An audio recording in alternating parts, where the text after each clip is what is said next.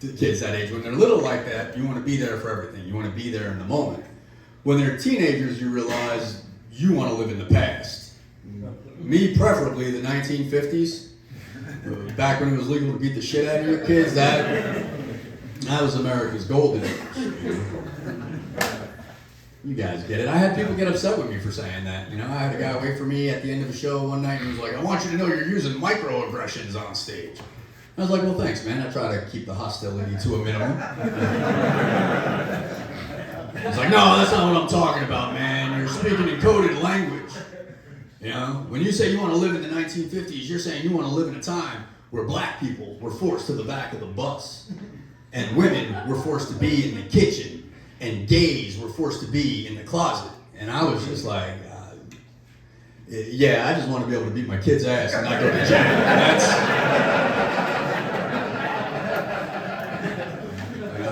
I can't help you with all that other shit. That's some serious shit you're talking about. That's oppression, what you're talking about.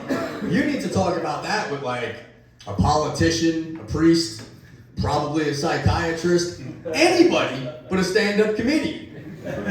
Let everybody here know right now, if your problems can't be solved with a dick joke, I got nothing.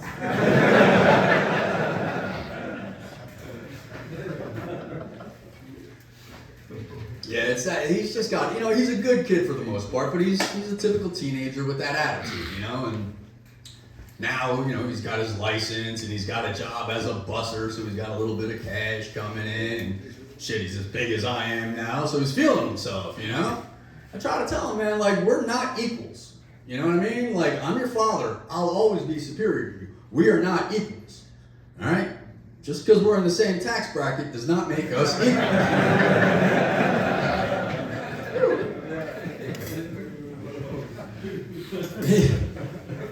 He's a smart kid. He is a smart kid. He does real well in school. He came to me the other day. He was like, "I got to do a report for history. What do you know about communism?" And I'm like, "Communism sucks, bro." Guys, that's about the extent of my knowledge on communism. Like, that's. An hour later, he comes back and he's like, "Man, it destabilizes peace in whatever country it props up in. It kills the economy, it destroys the dreams of the people." And I was like, "Oh, yeah." And don't forget, man, most importantly, it was responsible for the death of Apollo Creed and Rocky IV.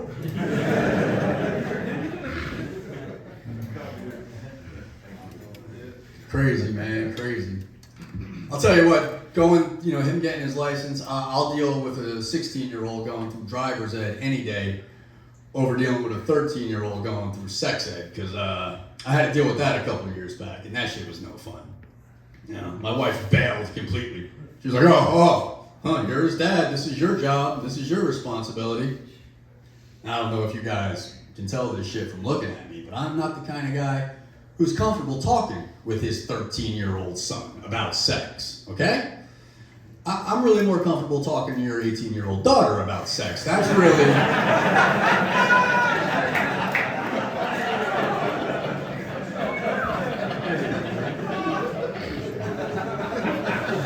That's really my comfort zone. But I stepped up, you know, I'm his dad, I stepped up and I told him pretty much everything I know. You know, I was like, "Hey man, target chicks with low self-esteem, that's your best bet."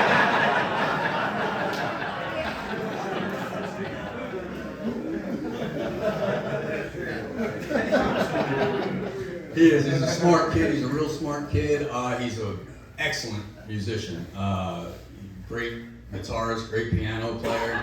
He actually came to me the other day and he was like, "Dad, I don't really think I want to go to college. You know, I think I want to try to pursue music as a career." And I was like, "Fuck yeah, dude, that's awesome." You know what I mean? Like, shit, I don't have to pay for college now? All day, brother, you know? That's a deal. Just, you know, being a musician, all I gotta do is stock a few bucks away for rehab in a few years, and or shit, I could just send them here, right? You gotta be able to get me some sort of discount, right?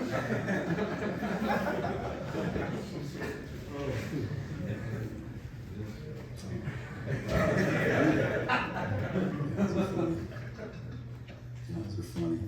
God, nobody drinking. A comedy show where nobody's drinking. Yeah, I don't know.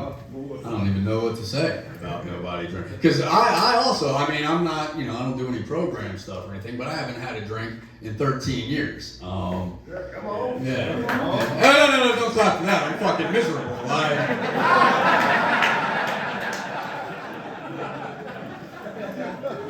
fucking hate everything, man. I don't recommend this shit to anybody. I don't care what you guys are doing.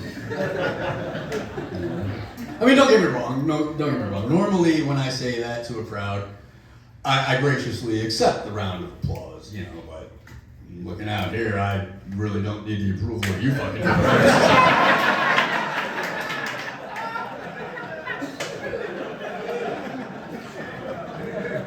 No, I mean, I am proud of it because I got sober on my own. I didn't go to AA or have a sponsor or any of that stuff. I'm the only one who can take credit for my sobriety, you know? Well, all right. The first 28 days can be attributed to a judge in New Jersey, but aside from that,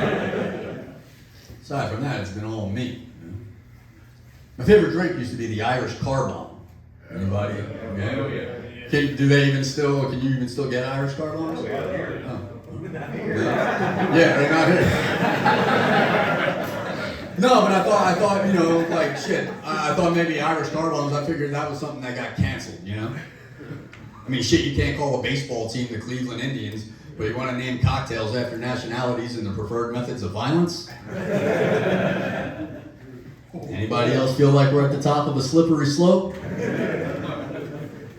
gonna be in a bar one day, you're gonna hear some shit like, yeah, bartender, let me get a Heineken and 2 Arabs on a jumbo jet.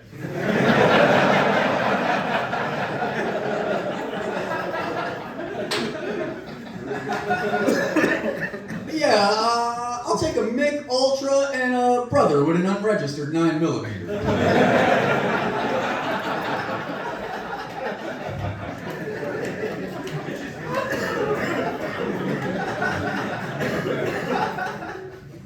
A shot of Hennessy and a Puerto Rican with a box cutter, if you will.